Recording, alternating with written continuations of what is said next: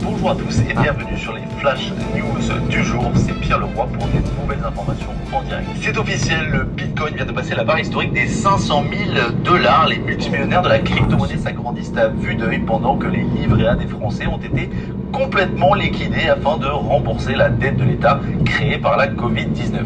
Et oui, il faut croire que laisser de l'argent sur un compte bancaire est peut-être plus risqué qu'on ne le croyait. Shiba Inu, fidèle destroyer du Dogecoin, continue son envol en atteignant les 1 $ ce matin même, tandis que le Dogecoin, lui, est au niveau le plus bas. Après un tweet d'Elon Musk disant, je cite, « Je suis allergique aux poils de chien ».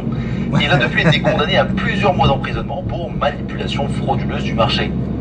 Cela n'a pas laissé indifférents les investisseurs qui se sont réfugiés en masse sur une crypto-monnaie en forme de chat cette fois-ci. Je crois qu'ils ont toujours rien compris. Bonne nouvelle sur l'Hexagone, le Conseil des ministres a voté hier en Assemblée Générale le retrait de la fameuse flat tax, les 30% d'imposition pour toutes les personnes vivant sur le territoire français.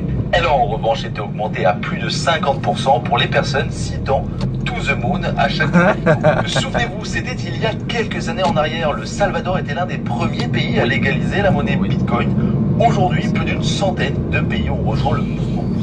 Historique cette fois, un jeune Français du nom d'Edouard Finch aurait retrouvé une pièce de 2 € enfouie dans son jardin, datant d'après la date gravée dessus de 2020 après Jésus-Christ.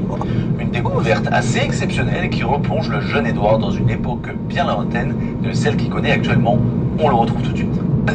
C'est complètement fou quoi de se dire que nos ancêtres ils payaient avec ça avant, quand on pense que maintenant c'est tout numérique.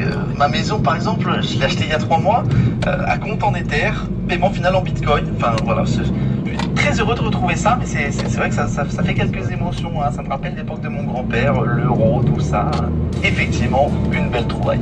Merci à tous de nous avoir suivis, c'était le Flash Info du jour, j'espère vous retrouver très vite pour de nouvelles informations exclusives.